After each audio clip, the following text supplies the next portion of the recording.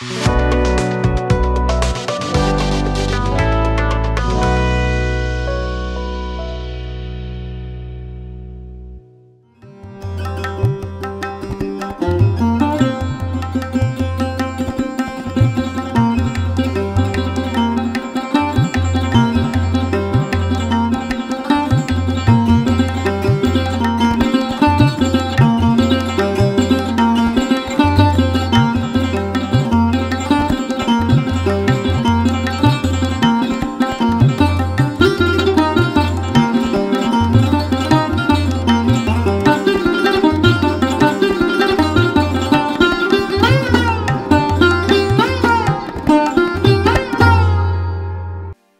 जीशु ख्रीष्ट अति बहुमूल्य नाम संपर्क इंडिया द्वारा प्रस्तुत नुआ सकाल आशार कार्यक्रम में प्रत्येक को आंतरिक शुभेच्छा अभिनंदन जनाए।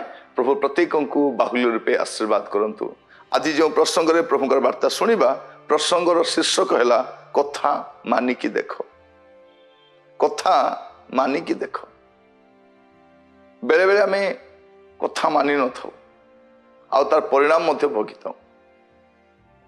आज मुझे सम्मुख में दुईटी भिन्न भिन्न घटना रखापी चाहे जे प्रभु कथा मानिबा द्वारा कौन हुए।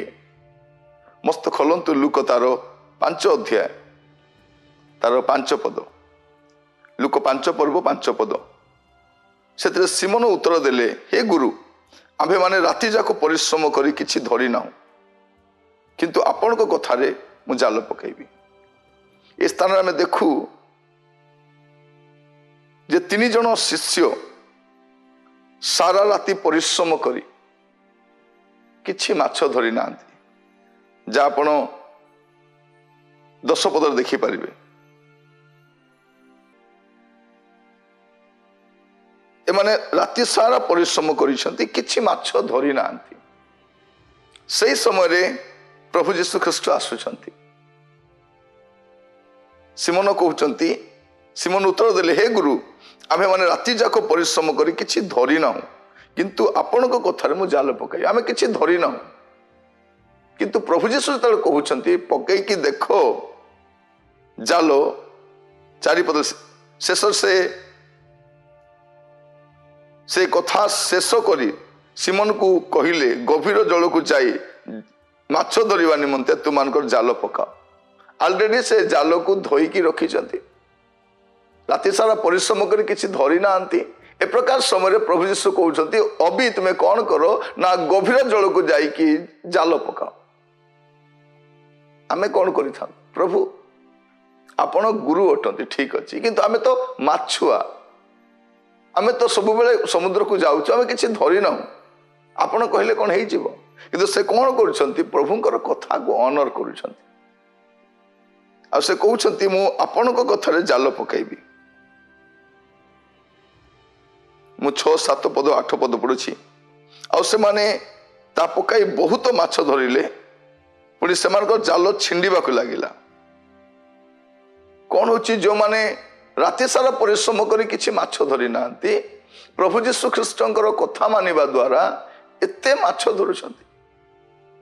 आज हुए तो आपण को व्यवसाय रे, आपण को कैरियर रे, आपण को फैमिली लाइफ रे आपण टोटली फेलियर अटंती। अक्लांत परिश्रम करी मध्य आपण गुडे विषय रे फेलियर अटंती। फैमिली लाइफ रे, कैरियर रे, बिजनेस रे, मिनिस्ट्री रे, कौन सी विषय मध्य ही पारे आपण विफल होइछंती। आज प्रभु आपण को जहा कहउछंती, आपण टिके प्रभु को कथा को मानिकी देखंतु। जदि आपण प्रभु को कथा को मानिबे, तार परिणाम मध्य आपण देखिबे। थरे कथा मानिकी देखंतु। आज प्रसंग होउची कथा मानिकी देखो। आपण जेते विज्ञ अभिज्ञ हेले मध्य विफल ही पारंती, किंतु विफलता समय रे जदि प्रभु आपण को किछि कहउछंती, आपण तांकरी कथा मानि नेले भलो। एटा प्रभु को दास भाव रे मोर पर्सनल एडवाइस आपण को। आपण देखिबे जोहन तार 21 पर्व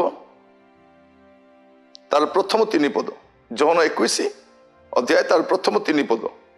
एथुतारे यीशु तिबिरिया समुद्र कूल रे शिष्य मान को पुनर्बार दर्शन देले। से यही प्रकार दर्शन देले। सिमोन पीतर, थोमा जहाँ को दिदुम कहती, ଗାଲିଲିର କାନା ନିବାସୀ ନିଥୋନିଏଲ, ଜେବଦୀ ପୁତ୍ର ମାନେ ଓ ତାହାଙ୍କ ଶିଷ୍ୟମାନଙ୍କ ମଧ୍ୟରୁ ଆଉ 2 ଜଣ ଏକତ୍ର ଥିଲେ।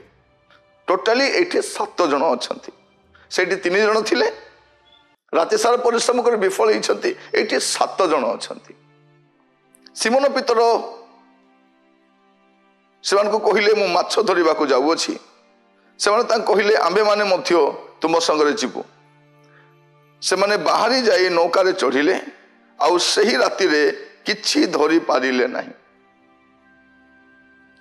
ସେଇଠି 3 ଜଣ ଫେଲିୟର ହଉଛନ୍ତି। ସେଇଠି ମଧ୍ୟ ଯୀଶୁ ନଥିଲେ। ଯୀଶୁ ଆସି କହିଲା ପରେ ସେମାନେ ବହୁତ ମାଛ ଧରିଲେ।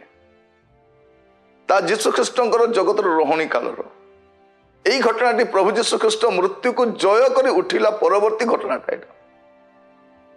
ତ ଏଇଠି ଆମେ ଦେଖୁଛୁ ଏମାନେ ସାରା ରାତି ପରିଶ୍ରମ କରି କିଛି ଧରି ନାହାନ୍ତି। 4 ପଦ 5 ପଦ 6 ପଦ ପଡୁଛି। କିନ୍ତୁ ପାହାନ୍ତା ହେଲା ଉତ୍ତାରେ ଯୀଶୁ କୂଳରେ ଠିଆ ହେଲେ, ତଥାପି ସେ ଯୀଶୁ ବୋଲି ଶିଷ୍ୟମାନେ ଜାଣିଲେ ନାହିଁ। ଯୀଶୁ ସେମାନେ କହିଲେ, ପିଲାମାନେ ତୁମମାନଙ୍କ ପାଖରେ କ'ଣ କିଛି ଖାଇବାର ଅଛି? ସେମାନେ ତାହାଙ୍କୁ ଉତ୍ତର ଦେଲେ, ନାହିଁ। ସେ ସେମାନଙ୍କୁ କହିଲେ, ନୌକାର ଡାହାଣ ପାଖରେ ଜାଲ ପକାଅ, ଆଉ ତୁମେମାନେ ପାଇବ। ସେଥିରେ ସେମାନେ ଜାଲ ପକାଇଲେ, ଆଉ ଏତେ ମାଛ ପଡ଼ିଲା ଯେ ସେମାନେ ତାହା ଟାଣି ପାରିଲେ ନାହିଁ। ଏଇଠାରେ ମଧ୍ୟ ଆମେ ଦେଖୁ ଯେ ପ୍ରଭୁ ଯୀଶୁ ଖ୍ରୀଷ୍ଟଙ୍କର କଥା ମାନିଲା ପରେ ଗୋଟେ ମିରାକେଲ ହୁଏ, ଗୋଟେ ଆଶୀର୍ବାଦ ହୁଏ, ଗୋଟେ ଆଶ୍ଚର୍ଯ୍ୟ କର୍ମ ହୁଏ, ଗୋଟେ ଭିନ୍ନତା ଆସିଥାଏ। ଆପଣମାନଙ୍କୁ ମଧ୍ୟ ମୁଁ ସେୟା କହିବା ପାଇଁ ଚାହେଁ, କଥା ମାନିକି ଦେଖନ୍ତୁ। ଆମେ ଅନେକଙ୍କର କଥା ମାନିଥାଉ। ଆମେ ଡକ୍ଟରଙ୍କ କଥା ମାନୁ, ଘର ବନାଇବା ସମୟରେ ଯେଉଁମାନେ ଯାହା ପରାମର୍ଶ ଦିଅନ୍ତି ସେଇ କଥା ବି ମାନୁ, ଗାଡ଼ି କିଣିବା ସମୟରେ ଅନେକ ପରାମର୍ଶ ସେଇ କଥା ମାନୁ, ଆମେ ଗୁଡ଼ିଏ କଥା ମାନୁ। କିନ୍ତୁ ପ୍ରଭୁ ଆମକୁ ଯାହା କୁହନ୍ତି ସେଇଟା ଆମେ ମାନିଥାଉ କି? ସେଇ କଥା ମୁଁ ଆପଣମାନଙ୍କୁ କହିବା ପାଇଁ ଚାହେଁ। କାରଣ କଥା ମାନିଲେ ଆଶ୍ଚର୍ଯ୍ୟ କର୍ମ ହୁଏ, କଥା ମାନିଲେ ଭିନ୍ନତା ଆସିଥାଏ। ଆଜି ହୁଏତ ଆପଣଙ୍କ ଜୀବନରେ ଗୁଡ଼ିଏ ବିଷୟରେ ଆପଣ ବିଫଳ ଅଟନ୍ତି। କଥା ମାନିକି ଦେଖ। ବାଇବେଲ ପଢିବା ସମୟରେ ପ୍ରଭୁ କଥା ହୁଅନ୍ତି। ଆପଣ ଚର୍ଚ୍ଚରେ ଯିବା ସମୟରେ ପ୍ରଭୁ କଥା ହୁଅନ୍ତି। ଦାସମାନଙ୍କ ଦ୍ୱାରା କଥା ହୁଅନ୍ତି।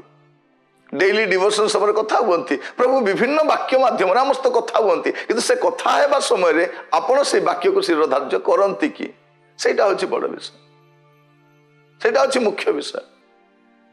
ଆଜି ମୁଁ ଆପଣମାନଙ୍କୁ ଏନକରେଜ କରିବା ପାଇଁ ଚାହେଁ, ଯଦି ଆପଣଙ୍କ ଜୀବନରେ ବିଫଳ ହେଇଛନ୍ତି, ଜୀବନରେ ଗୁଡ଼ାଏ ସମସ୍ୟା ଦେଇ ଗତି କରୁଛନ୍ତି, କ'ଣ କରିବେ ଜାଣିପାରୁନାହାନ୍ତି, ପ୍ରଭୁ ଆପଣଙ୍କୁ ଯାହା କହୁଛନ୍ତି ଆପଣ ପ୍ରଭୁଙ୍କର କଥାକୁ ମାନି ନିଅନ୍ତୁ। ଆପଣ ଭିନ୍ନତା ଦେଖିବେ, ନିଶ୍ଚିତ ଭାବରେ ଦେଖିବେ।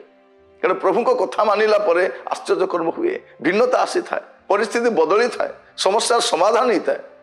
ଆଉ ପ୍ରଭୁ ସେଇଆ ଆପଣଙ୍କ ଜୀବନରେ କରନ୍ତୁ। ଆସନ୍ତୁ ପ୍ରାର୍ଥନା କରିବା। ମହାମଙ୍ଗଳମୟ ସ୍ୱର୍ଗସ୍ଥ ପିତା, ଆମେ ଆପଣଙ୍କୁ ଧନ୍ୟବାଦ ଦେଉଛୁ ପ୍ରଭୁ ଆଜିର ସମ୍ବାଦ ପାଇଁ। ପ୍ରଭୁ ଆମମାନଙ୍କ ଜୀବନରେ ଆମେ ଅନେକ କ୍ଷେତ୍ରରେ ବିଫଳ ହେଇଛୁ, ସମସ୍ୟାଗ୍ରସ୍ତ ହେଇଛୁ, ଋଣଗ୍ରସ୍ତ ହେଇଛୁ, ଗୁଡ଼ାଏ ସମସ୍ୟାର ସାମ୍ନା କରିଛୁ ପ୍ରଭୁ। କିନ୍ତୁ ଆଜିର ବାକ୍ୟ ପ୍ରମାଣେ ପ୍ରଭୁ ଆମେ ଆପଣଙ୍କର କଥା ମାନିବା ପାଇଁ ନିଷ୍ପତ୍ତି ନେଉଛୁ। ପ୍ରଭୁ ଆପଣ ଯେତେବେଳେ ଆମ ସହିତ କଥା ହେବେ ପ୍ରଭୁ, ସେ କଥାଟିକୁ ଶିରୋଧାର୍ଯ୍ୟ କରିବା ପାଇଁ ସାହାଯ୍ୟ କର। ଆମମାନଙ୍କ ଜୀବନର ପାପ, ଅଯୋଗ୍ୟତା, ମନ୍ଦତା, ଦୁର୍ବଳତା ସବୁ କ୍ଷମା କର ପ୍ରଭୁ। ଯେପରି ଆମେ ଆପଣଙ୍କ କତିରେ ରହିପାରିବୁ। ମୁଁ ପ୍ରାର୍ଥନା କରୁଛି ପ୍ରଭୁ, ଯେଉଁମାନେ ବିଭିନ୍ନ ସମସ୍ୟା ଦେଇ ଗତି କରୁଛନ୍ତି ଆଉ ବର୍ତ୍ତମାନ ସେମାନେ ନିଜକୁ ସମର୍ପଣ କରୁଛନ୍ତି, ପୁଣି ଆପଣଙ୍କ ରବ ଶୁଣିବା ପାଇଁ, ଆପଣଙ୍କର କଥା ମାନିବା ପାଇଁ ପ୍ରଭୁ ସିଦ୍ଧାନ୍ତ ନେଉଛନ୍ତି, ସେମାନଙ୍କୁ ଆଶୀର୍ବାଦ କର। ଆପଣଙ୍କ ଦୟା ସେମାନଙ୍କ ସଙ୍ଗ ଧରୁ। ପ୍ରାର୍ଥନା ମୋର ପ୍ରାଣର ପ୍ରିୟ ଯୀଶୁଙ୍କ ନାମରେ ମାଗିଲି, ଆମେନ୍। ପ୍ରଭୁ ଆପଣମାନଙ୍କୁ ପ୍ରତ୍ୟେକଙ୍କୁ ବାହୁଲ୍ୟ ରୂପେ ଆଶୀର୍ବାଦ କରନ୍ତୁ। ନମସ୍କାର।